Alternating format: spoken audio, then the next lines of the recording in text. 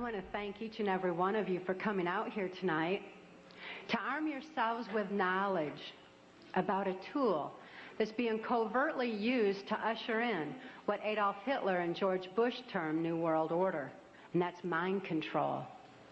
I've enjoyed talking with quite a few of you earlier this evening pertaining to how mind control has affected some of you or some of your loved ones. Mind control is very prevalent in this country and around the world.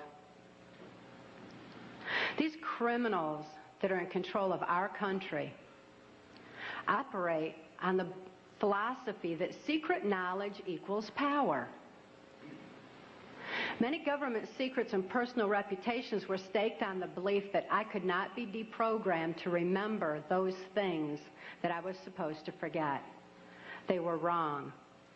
For as intelligent as these perpetrators are, they're limited in their thinking by their own immorality.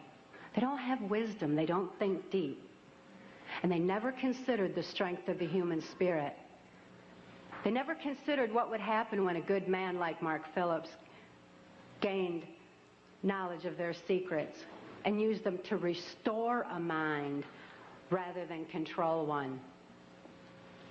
I know that I'm extremely fortunate to have survived my CIA, MK Ultra, White House, Pentagon level, trauma base, mind control victimization. Now that I'm in control of my own mind and ultimately my free will, I'm telling everything that I witnessed and saw and heard and photographically recorded behind the scenes of this New World Order effort. By telling their secrets, their power is eroding.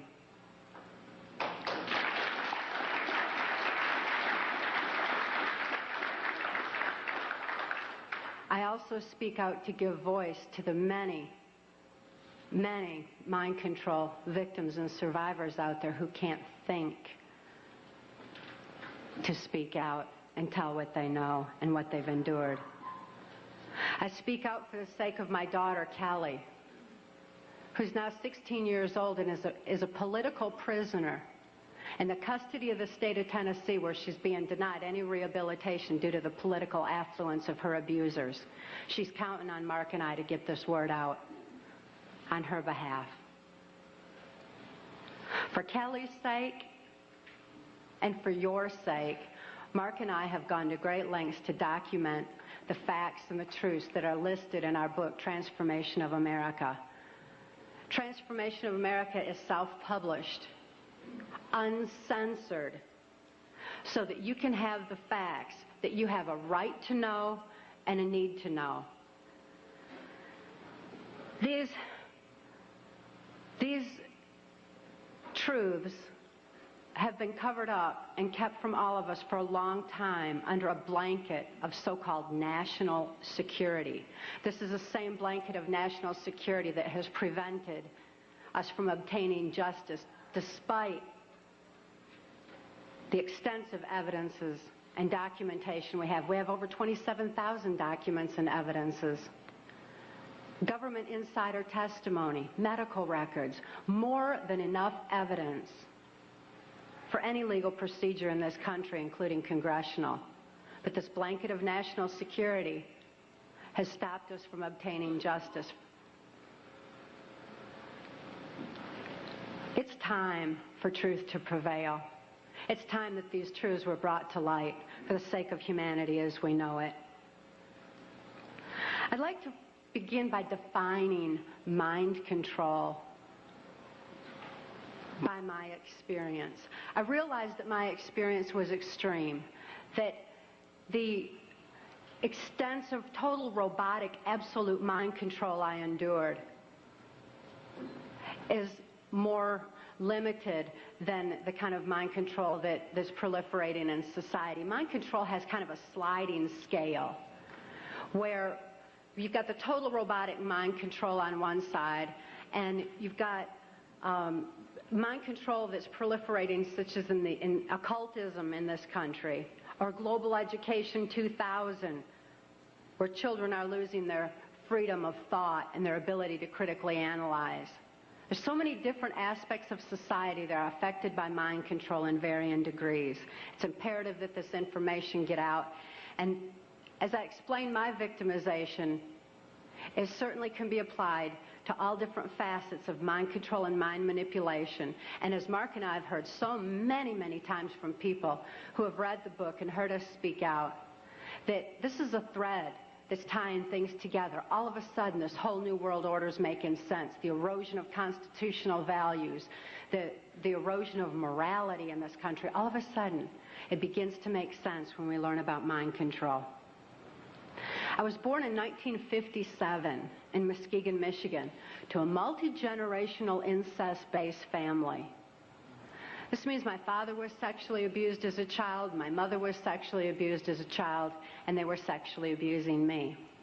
My father sexually abused me as far back as I can remember, and I've often heard him state that he began substituting his penis for my mother's nipple while I was still an infant. I tell you this so that you can understand that my sexuality was confused in infancy. It was put into an area of my brain that's much like survival, like eating and drinking would be. I tell you these facts so that you can be better armed and understand what's happening in society. And name names. Mark and I name names in our book, Transformation of America, not so that I can say, well, I was in the White House with so-and-so. I mean, I missed the whole glamour part. But this is so you know who the problem is and where these problems lie. The sexual abuse that I was enduring was so horrific that I developed dissociative identity disorder. This used to be termed multiple personality disorder, and I'm so glad they've changed it to dissociative identity disorder because it really more aptly describes the compartmentalization that occurs when a person endures trauma that is literally too horrible to comprehend. Even though I couldn't understand that what my father was doing was morally wrong, the pain and the suffocation of his abuse was so extensive that I developed dissociative identity disorder. It certainly was incomprehensible. There was no place for it in my mind to deal with such horror. Therefore, I developed a compartment in my brain, a little area behind amnesic barriers that was actually the neuron pathway shutting down in my brain in order to compartmentalize the memory of abuse so that the rest of my mind could function normally as though nothing had happened. So if I'd see my father at the dinner table, I didn't remember sexual abuse. But as soon as he unzipped his pants, the part of me, that part in my brain that knew how to deal with that horrific abuse, the neuron pathways actually physically opened up so that that part of my mind could deal with my father again and again and again as needed. I certainly had a lot of experiences within that compartment that dealt with my father's abuse. But I didn't have a full range of perceptions. I had a very limited perception, a very limited view. Therefore, I'm so glad it's not termed personality anymore. I developed another compartment in my brain to deal with my mother's abuse. Her abuse was primarily psychological. She suffered from dissociative identity disorder herself, and I don't hold her accountable for her actions the way that I do my father, who is fully aware of what he was doing. My mother, in spite of her inability to control herself, destroyed any remnants of self-esteem that I might have developed. And her abuse was so horrific that I developed another compartment in my brain just to deal with my mother. I developed another compartment to deal with the child pornography that my father was subjecting me to. He was earning his living as a worm digger on a 6th grade education and supplemented the family income with child pornography that was being distributed through the local Michigan mafia pornography ring. At that time, there's a criminal faction of our government that was interested in targeting children such as myself for mind control. Because this compartmentalization of memory was something that they deemed ideal for keeping government secrets. After all, if I couldn't think to remember, how could I tell about it? Additionally, people who suffer from dissociative identity disorder develop a photographic memory behind those amnesic barriers, because the brain has a defense mechanism that when trauma occurs, it photographically records events surrounding trauma. And an example of this would be that many of you who are old enough to remember, when John F. Kennedy was assassinated, most people know exactly where they were and what they were doing, because this was an event that traumatized the nation. And this exemplifies how the mind photographically records events surrounding trauma. So behind these amnesic barriers, I had a photographic memory, which the government deemed ideal for programming. That way I could deliver messages to and from government leaders, or in my case, also drug lords, who were involved in funding the black budget and funding the New World Order controls. They're interested in programming me so that I would deliver the messages verbatim. When I delivered messages, I delivered exactly what I was told, using the voice inflections of my abusers, with no conscious comprehension of what I was even saying. It was just a tape recorder just parroting out exactly what I'd been told. Another aspect that the government was interested in is that as a dissociative identity disordered person, I had no concept of time, because I was going from compartment to compartment of my brain with no memory of what had happened before. Therefore, I had no ability to even keep track of time, and a concept of it was just absolutely impossible. And it also makes for, if I didn't know what I was doing earlier, I wouldn't know to be tired while I was overdoing something else. Therefore, a person who suffered from dissociative identity disorder had extensive physical endurance, just superhuman strength and an ability to keep going and going and going and going. Dissociative identity disorder persons also develop 44 times visual acuity. Very often that's why you see them wide-eyed with the whites around their eyes, because they're actually taking in more of their surroundings than the average person. 44 times more detail than the average person sees. That certainly makes them perfect marksmen for mercenary operations or for intelligence in different areas that the government was interested in developing mind control. I was a chosen one, or a prime candidate for mind control, because of the sexual abuse that I had endured. My sexuality had been enhanced. Therefore, I was used as a sex slave and also delivered messages to and from these government leaders.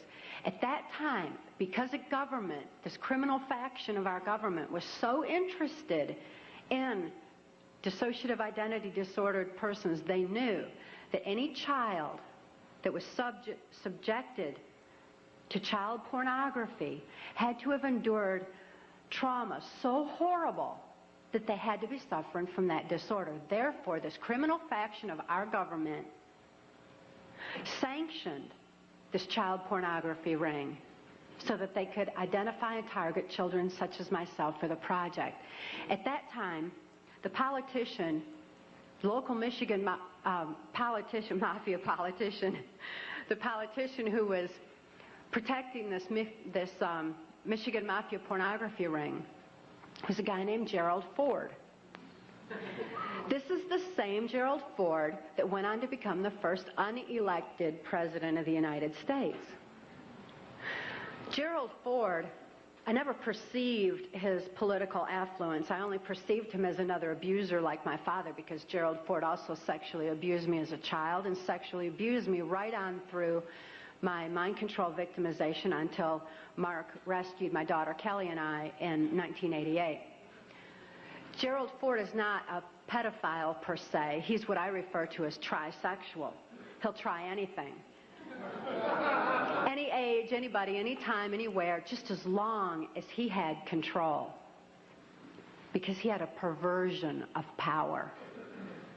in addition to his interest in mind control. Therefore, it was Gerald Ford who came out to our house and explained to my father how to raise me in the project according to government specifications.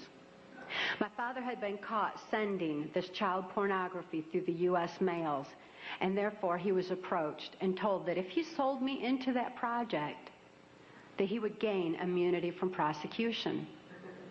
My father remains free from prosecution to date for so-called reasons of national security.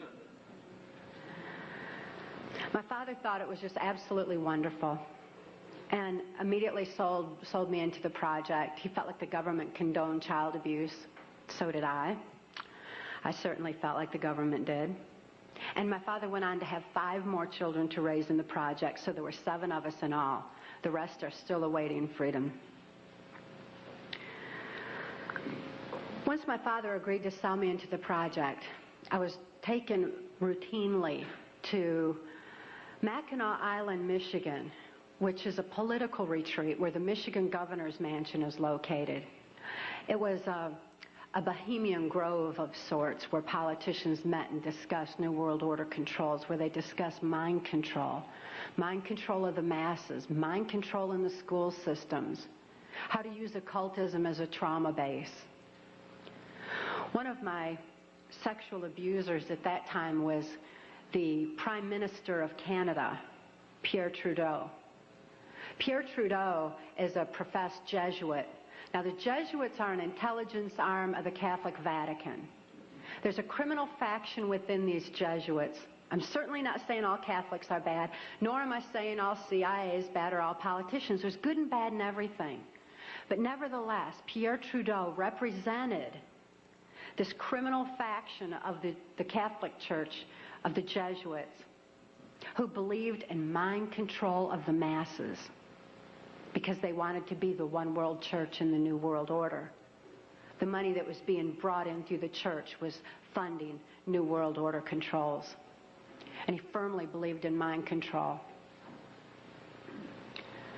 Another sexual abuser of mine was then Michigan Senator and later U.S. Congressman Guy Vanderjagt. This is the same Guy Vanderjagt that went on to head the Republican National Committee that put George Bush into the office of president. It was at Mackinac Island, Michigan, when I was 13 years old, that I was dedicated to the senator who had become my owner in this mind control project. That's U.S. Senator Robert C. Byrd. Senator Byrd is a Democrat from West Virginia. And again, as you'll notice as I reveal any names, that this doesn't have anything to do with party lines. Democrats and Republicans both are involved because it's not about party lines, it's about who's for the New World Order and who's not. Nevertheless, Senator Byrd had been in office as I've been alive. He's still in office today. He's been head of our Senate Appropriations Committee, which means he held the purse strings of our country. He decided where money would be spent. And I know from having witnessed and experienced and saw so much behind the scenes that Senator Byrd was appropriating money in directions that would allow for New World Order controls. Not only that, but my father, for having sold me into this project, was granted a lucrative military contract for making camshafts for military automobiles and all.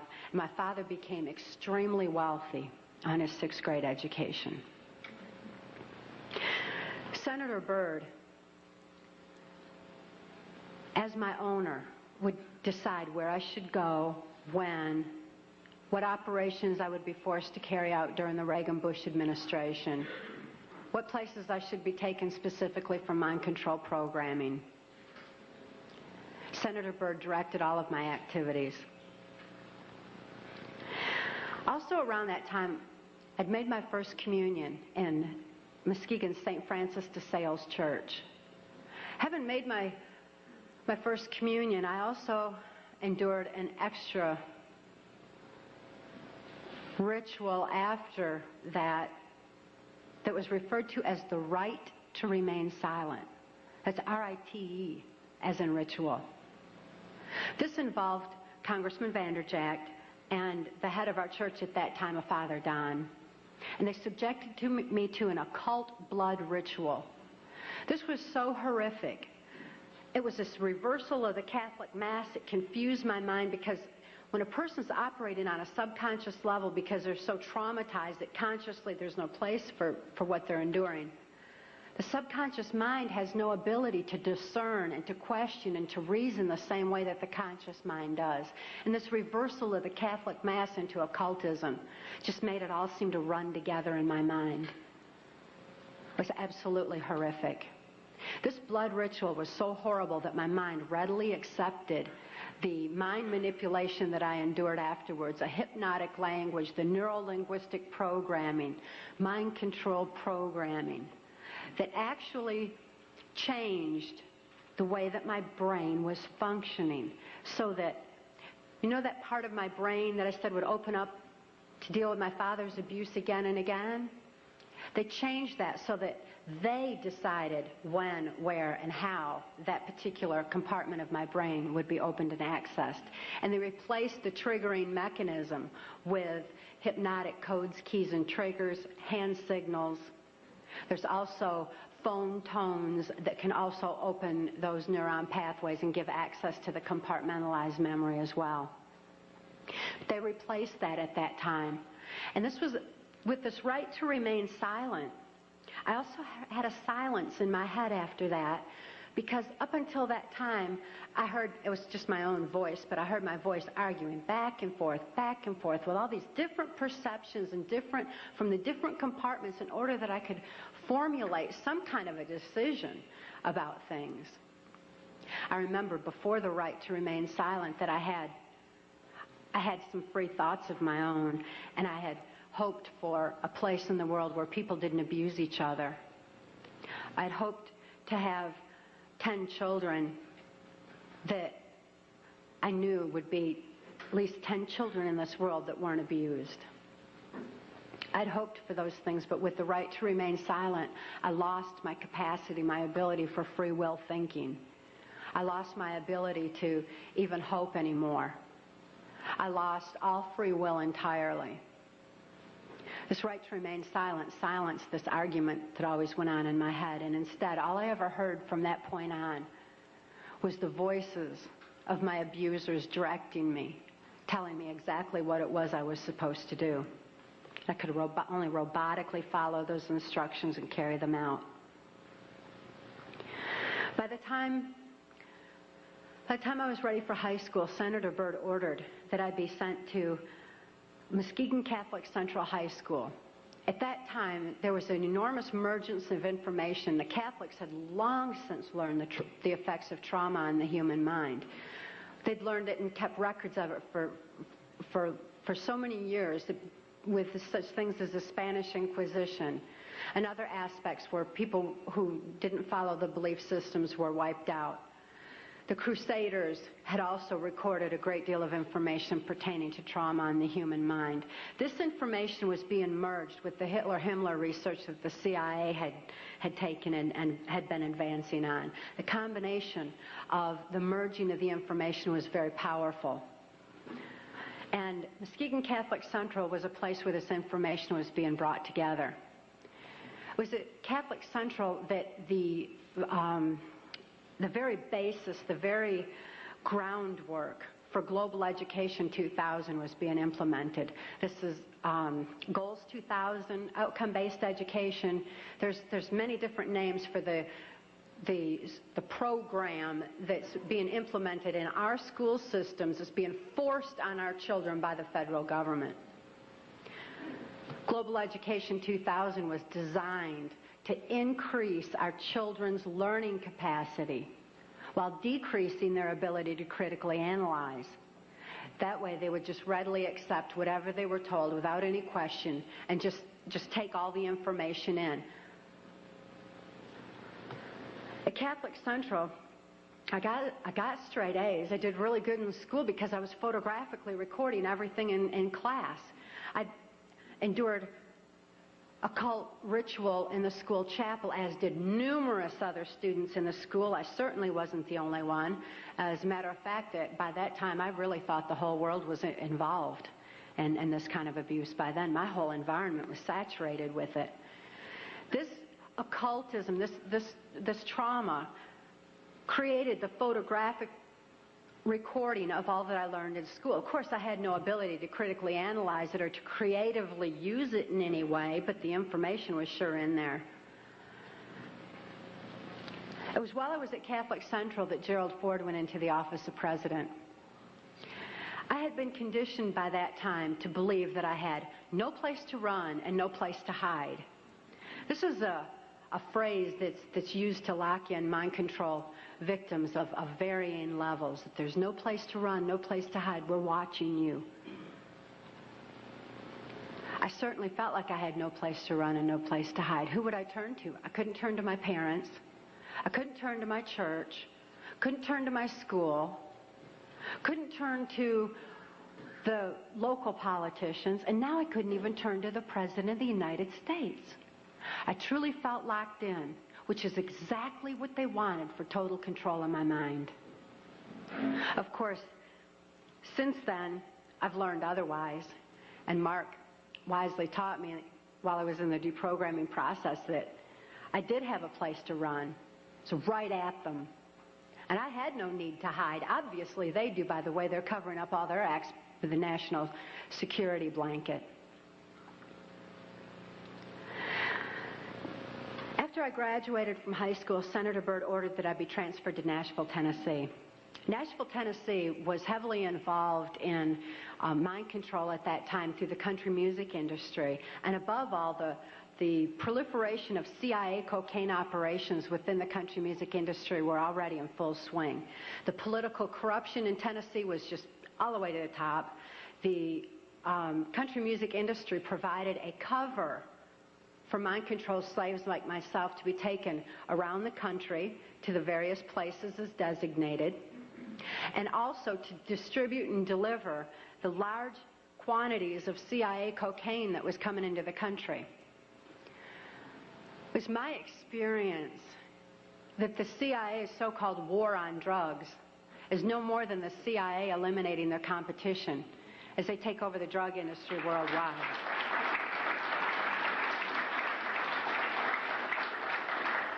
They took their war on drugs to our street corners and turned our streets into a bloodbath. The country music industry provided the cover for distributing the cocaine, so Senator Byrd wanted me to be within the country music industry. Besides that, he fancied himself an entertainer of sorts, and he fiddled on the Grand Ole Opry from time to time. When I was first sent to Nashville, he was playing on the Opry that night, and he had a musician behind him, a guy named Wayne Cox. Wayne Cox later told me that playing music behind Senator Byrd wasn't the only way that he backed him, but that he backed him politically as well. After the Opry that night, I endured an occult ritual again. Occultism is oftentimes used as a trauma base for mind control. Who can comprehend that kind of a trauma? Blood ritual is absolutely horrible, and it's a perfect trauma base for mind control, for the compartmentalization of memory. I witnessed Wayne Cox murder a railroad bum down at Nashville's Union Station. It was abandoned at that time, and there were bums around, and he shot him right between the eyes and cut off both of his hands, which was Cox's MO for murder. After this blood ritual, this horrible trauma, I was programmed that Wayne Cox would be my first handler in MK Ultra mind control. As my handler, Wayne Cox would follow Senator Byrd's directions and instructions, and above all, he would be subjecting me to more trauma sufficient to satisfy the numerous compartments Senator Byrd wanted developed in my brain for mind control programming so that I could carry out various operations during the Reagan-Bush administration. I endured numerous occult rituals after that. Wayne Cox at that time was working directly under the direction of Louisiana Senator J. Bennett Johnston, and he took me to his hometown in Chatham, Louisiana. J. Bennett Johnston at that time was heavily involved in mind control operations because he was running a band of mercenaries out of Louisiana. At that time, this band of mercenaries were going in and out of South America. There was a lot of arms deals going on. There was, and most importantly, when the airplanes would fly these guys down to South America, they would come back full of cocaine, which was being distributed on our streets. Wayne Cox was triggering these mercenaries into operation by showing them a severed hand from another one of his victims, which re-traumatized them into the occult ritual that they had already endured and accessed a specific compartment of their brain. And he told them that J. Bennett Johnston wanted them to give him a hand and carry out a certain operation. He would then give the instructions and the guys would follow him through. So J. Bennett Johnston was heavily involved. At that time, it was 1978, and it was determined that I had endured sufficient trauma to carry out my first trial run operation. An enormous quantity of cocaine had been flown in on one of these operations, and I was to deliver it into the neighboring state of Arkansas. By that time, Bill Clinton's drug operation was in full swing. He was governor of Arkansas, and I delivered this cocaine to a remote airport in Ouachita Forest, which I've since identified as Mena Airport. I also delivered a little packet of information and a small quantity of cocaine, a personal stash from J. Bennett Johnston, to Bill Clinton. I delivered it to Bill Clinton, and he cut out 2 lines of the coke, and he did inhale.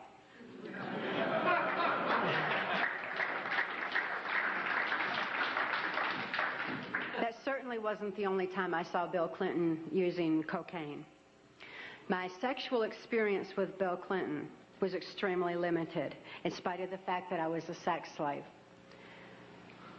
It was my experience that Bill Clinton is bisexual, leaning far more towards a homosexual end. All I've ever seen him involved in was a homosexual activity, with very limited experience with him myself.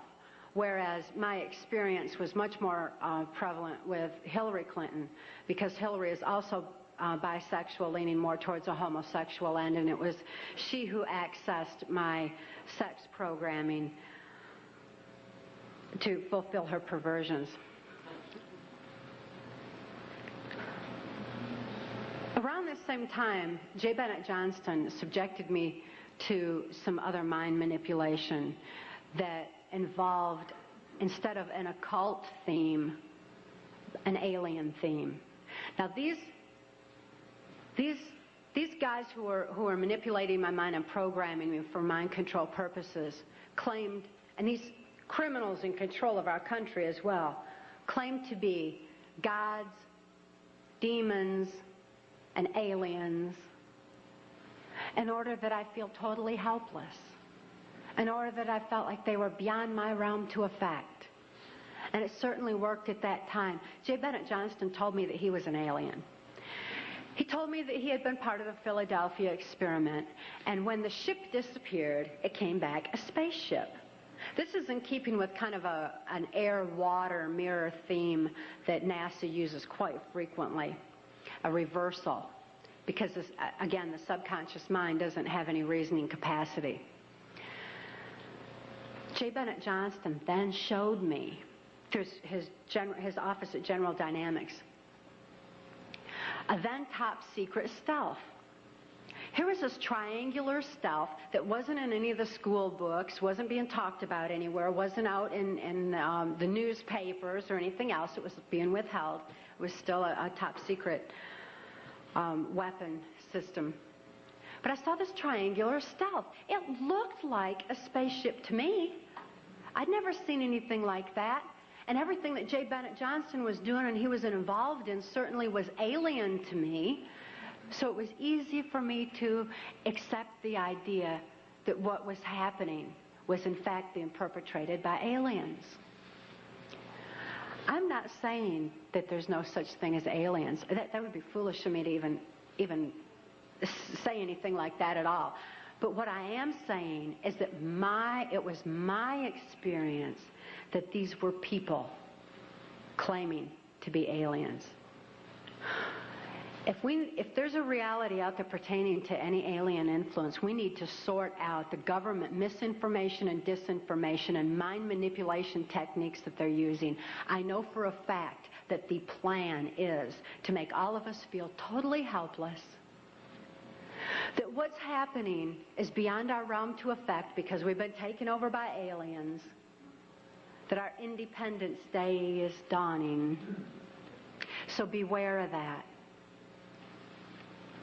Understand that those criminals have been keeping information and technology from us under their blanket of national security. They are 25 years ahead of us at least, technologically. Can you imagine what they've got now?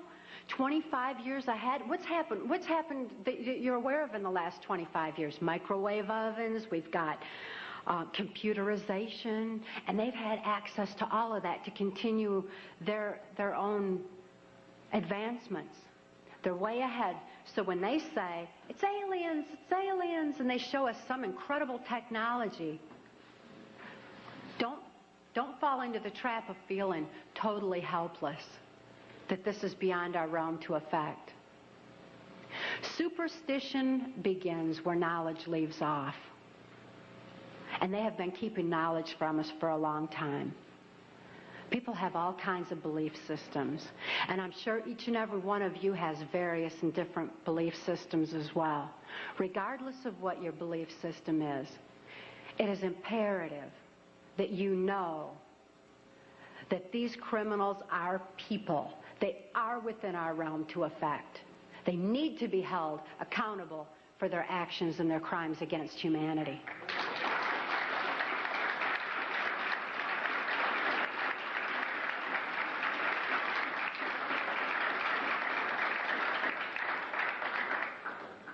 It was 1980 and my daughter Kelly was born. She was born directly into the MK Ultra Mind Control Project on a much higher level, a more sophisticated technological level than I was subjected to. In addition to trauma, she was subjected to harmonic mind control programming on NASA installations literally since birth, before her brain even had a chance to form. As soon as Kelly was born, Senator Byrd figured I'd been traumatized enough by that time and ordered that we be transferred back to Nashville, Tennessee to carry out operations during the Reagan administration. By being within the country music industry, we had a second handler. His name was Alex Houston. Alex Houston is a ventriloquist, stage hypnotist, in the country music industry. Above all, he carries out criminal covert CIA operations that fund the black budget. And this certainly included bringing in large quantities of cocaine and distributing them through the United States, Canada. He was working at that time and provided a cover for me to be taken throughout the United States, Canada, Mexico, and the Caribbean for these criminal covert operations. As my handler, he took me to various military and NASA installations for mind control programming for specific operations that I was forced to participate in. These operations that I won't have time to get into tonight are detailed in our book, Transformation of America. And they involve such leaders as the President of Mexico at that time, De La Madrid, and Vice President Salinas.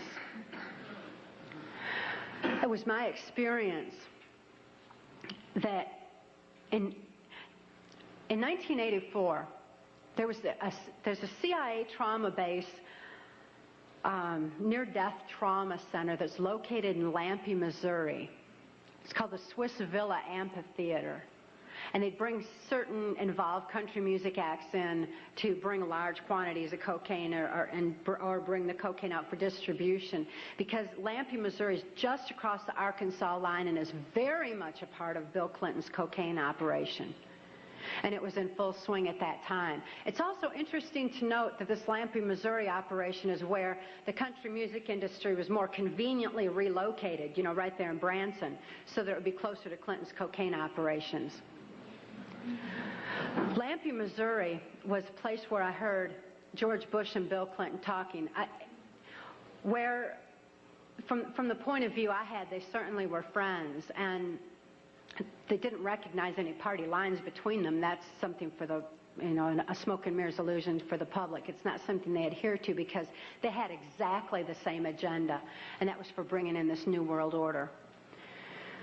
I heard George Bush talking at that time. He was talking to Bill Clinton, and I've since photographically recorded it and wrote it verbatim in our book, that when the American people became disillusioned with Republicans leading them into the New World Order, that Bill Clinton, as a Democrat, was going to be put into the office of president. This was decided in 1984.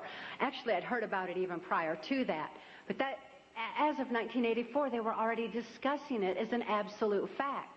It was also discussed in the groundwork for NAFTA that by the time George Bush went into the office of president, that Salinas was going to become president of Mexico, and they together would be bringing in the NAFTA, which was the beginning of New World Order controls. I was forced to participate in the criminal groundwork for NAFTA, the opening of the Juarez-Mexican border to the free trade of drugs, free trade of our nation's children. It's absolutely appalling, the criminal roots of NAFTA. Again, this is detailed in the book. But it's interesting to note that these political moves had already been decided way back when. And as I deprogrammed, and as I was, it was really something to me to find out people didn't know about this stuff. I mean, it was so obvious to me. I didn't realize that people were unaware and had bought into some kind of smoke and mirrors illusions of what was going on, and never thought to look behind the scenes to what was really going on. But I understand good people don't think that way. They don't have criminal minds. They don't think to look for that kind of criminal activity.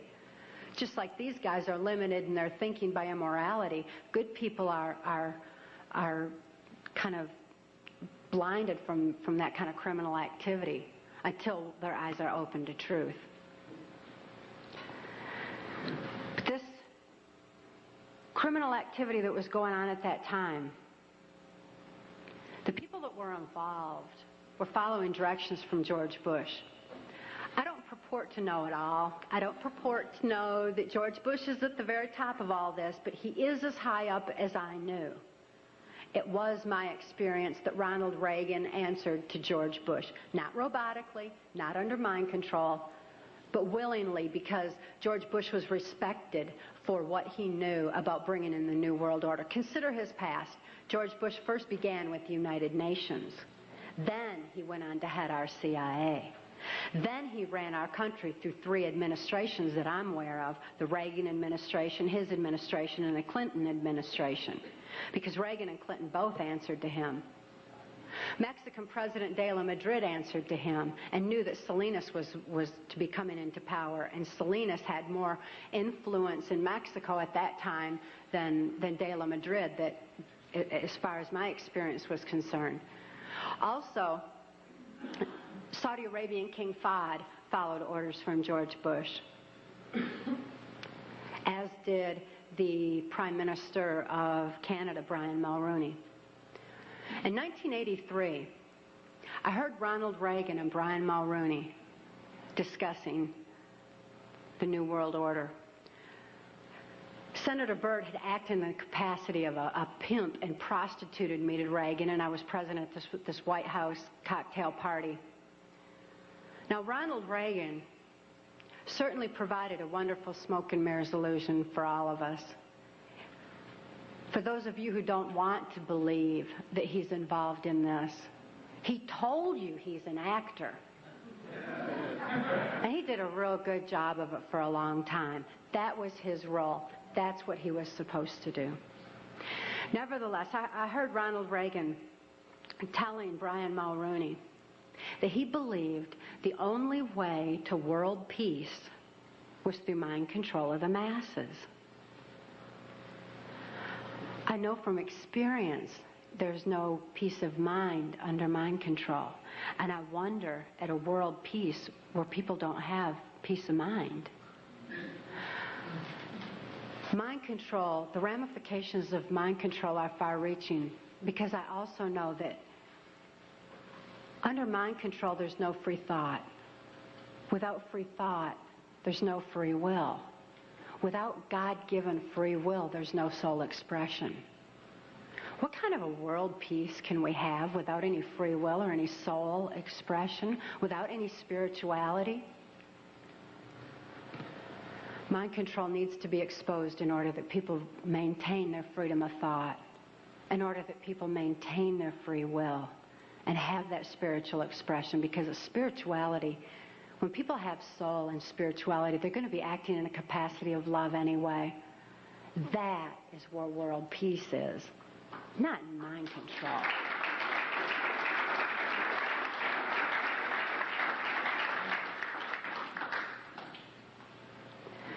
By 1988, I'd been forced to participate in numerous operations against my will, all of which I certainly would never have done.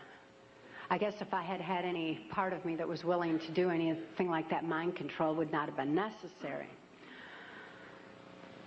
I'm appalled at what I was forced to participate in, but I am relieved that this information's getting out, that people are passing the book Transformation of America hand in hand, hand to hand, so that hand in hand we can take back our country.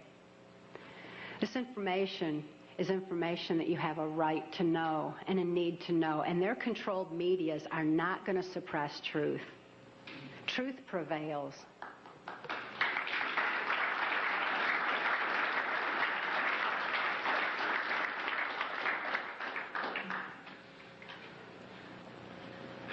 In 1988, Mark rescued my daughter Kelly and I. We couldn't think to escape. I couldn't think to save my daughter any more than I could think to save myself. And all those childhood hopes and dreams were certainly hadn't come to fruition.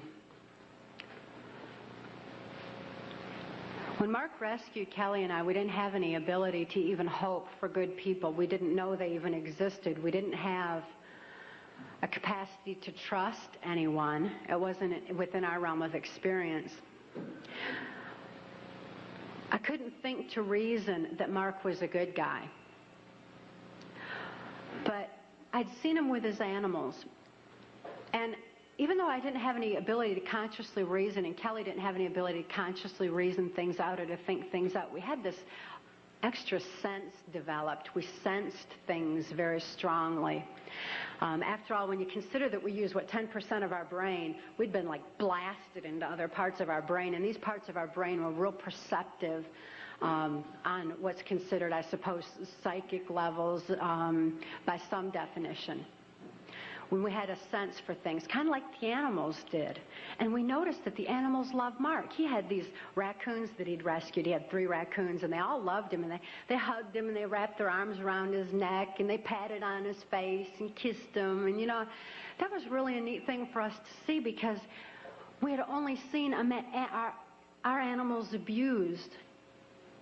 We lived on a farm. We had lived on a farm, and we had dogs and cats and horses and cows and guineas and chickens and all kinds of animals, all of which Alex Houston tortured or killed to keep us in line to, if we didn't do this, this would happen to our pet. And we loved our animals. Please bear this in mind, that people who abuse children oftentimes abuse animals. If you see someone abusing an animal, keep your eyes open, look further, make sure those kids are safe. I've never seen an exception to this rule. Not that there's not one out there somewhere, but I've never seen an exception to it. So it was very telling to us that these animals loved Mark. Additionally, when he came in and rescued us, I mean, here we were under the gun of the CIA. Everything was very precarious, to say the least. I was 30 years old. I was supposed to be killed, as most mind-controlled slaves are at the age of 30. Besides, I was considered too old for sex by that time, so I was supposed to be wiped out. But Mark came in and rescued me from certain death and rescued my daughter from a fate much worse than death, and took the time to rescue our animals. He packed up all those cows and horses and guineas and chickens and loaded them up on these different trailers and everything and brought them to safety as well. This had a profound impact on Kelly and I. We certainly developed an ability to trust right there and then. Mark took us to the safety and serenity of Alaska. Since we were safe for the first time in our lives, experiencing love for the first time in our lives, memories of our past began flashing on our mind's screen. As these memories flashed, and I started to remember what had happened to me and to my daughter, particularly during the Reagan-Bush administration, I became enraged. I was enraged at what my daughter had been through, the tortures I'd endured, and what the plan was for humanity as a whole. I'd have been blinded by that rage, immobilized by that rage, if it weren't for Mark's wisdom in telling me that the best revenge is total recovery. Because through total recovery, by photographically recording all those events, I could expose these people for exactly what they are, for what their plans are, for what I witnessed behind the New World Order. Be able to get help for my daughter, who was in desperate need of help at that particular time. So I began writing out my memories. By writing out my memories, I used a different part of my brain than verbalizing. It bypasses emotion. Bypassing emotion was very necessary for logically making the incomprehensible comprehensible, for understanding and grasping what had happened to us and what could be done with that information. Kelly was not so fortunate. Because of the harmonic programming that she'd endured, remembering the traumas and deprogramming the program did not allow her access to all parts of her brain as it did me. She still needed some technological equipment to help her recover. She needed to actually have those neuron pathways vibrated back open with harmonic equipment. Therefore, she went into Humana Hospital in Anchorage, Alaska, in an intensive care unit. She suffered horribly at that time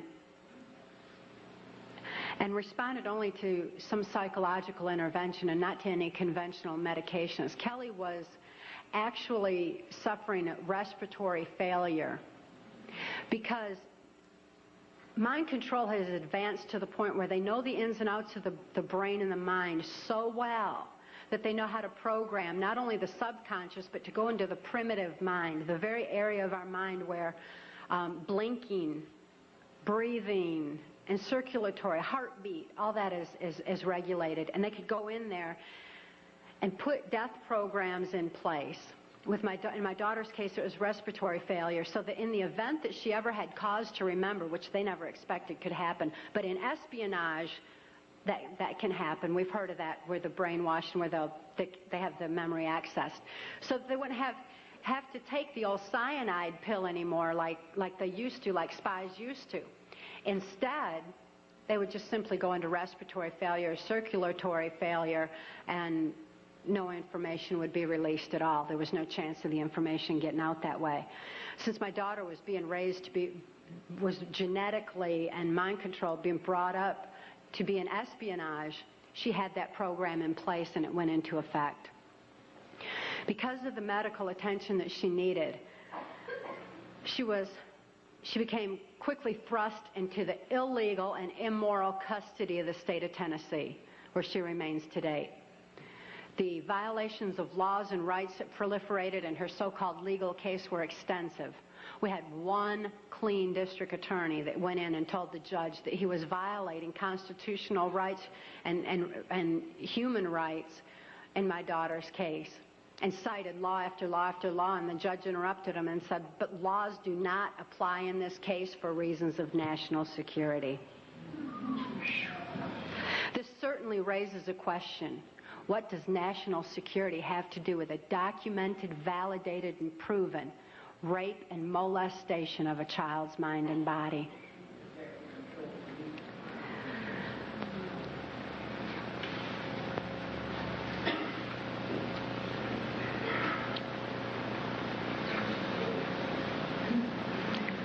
For Kelly's sake, and the sake of so many other mind control survivors out there, we need to lift this veil of national security.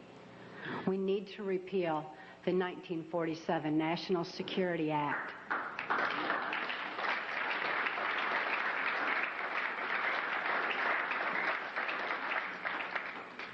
This is a national security that's threatening the security of our nation when it covers up such crimes against humanity as mind control, when it covers up the CIA's so-called war on drugs, when it covers up the selling out of our country to New World Order controls. That's a national security that has nothing to do with the security of our nation. This national security has kept information pertaining to mind control for all of you for far too long. We've got to get this information out. We've got to arm others with knowledge on mind control, because knowledge is our only defense against mind control. We need to get this information out in detail so that we can all be more effective in our particular areas of taking back our country and ultimately taking back our world, for Kelly's sake, for the sake of all the other mind control survivors and victims that I know are out there. There's many, many of them. And for the sake of humanity as we know it. It is truth that sets us free. Please help us spread the word. Thank you.